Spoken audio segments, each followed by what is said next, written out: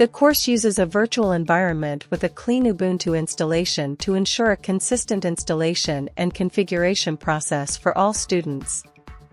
Since installations and configurations can vary between operating systems, versions, and system setups due to missing dependencies, incompatible software, or version conflicts, the virtual environment provides a controlled setup that avoids these issues. This approach reduces technical obstacles and allows students to focus on learning without worrying about software configuration problems.